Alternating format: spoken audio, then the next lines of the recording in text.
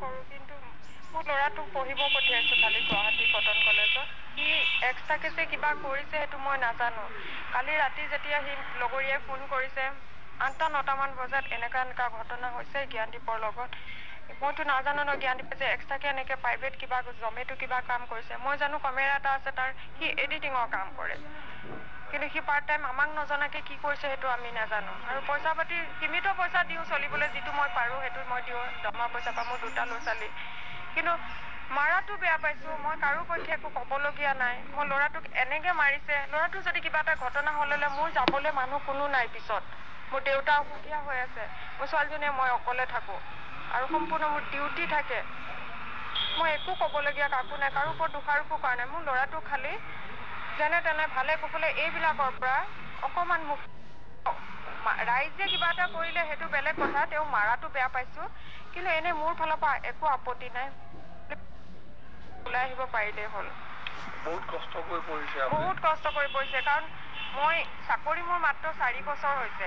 মোৰ চাকৰি ইমান দিনৰ চাকৰি নহয়, মোৰ চাকৰি 4 বছৰ হৈছে। মোৰ 2টা ল'ৰা ছোৱালীক পইচা দিব লাগে, সেইটো কাৰণে মই সি ভাবিছে চাগে মাক ইমান প্ৰেছাৰ নিদিওঁ, অলপ মানে পকেট মানি হওক বা কিবা এক্সট্ৰা খোৱা বোৱা বস্তু পইচা লাগে ন সিহঁতক, সেইটো কাৰণে সি চাগে সম্ভৱ এই কামটো সি পাৰ্ট টাইম হিচাপে লৈ কৰিছে চাগে, নাজানো আৰু বাকী। মাৰাটো মানে তাক ডিঙি চেপি মাৰাটো বেয়া পাইছোঁ। হয়, ফাইন কাটক, তেওঁ কিবা এটা বেয়া পাইছে, ভুল হৈছে।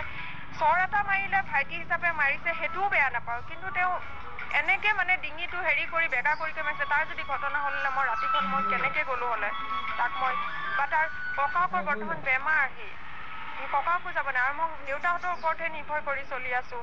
দেউতাহঁতে মোক চোৱা চিতা কৰে, মোৰ দৰমহা পইচাই মানে প্ৰায় নোজোৰা নিচিনাই, কাৰণ টাউন 2টাই টাউনত থাকোঁ। সি গুৱাহাটী টাউনত থাকে, মই তেজপুৰ টাউনত থাকোঁ। মোৰ ইমানেই ক'বলগীয়া, মোৰ ল'ৰাটোক খালি যেনে তেনে অকণমান হ'লেও মানুহে ৰাইজে অকণ ছাপোৰ্ট কৰক, কিন্তু মানে শাস্তি নিদিয়ক। আৰু আপুনিতো আৰক্ষীতে কৰে, কেনেকৈ কৰে জানো?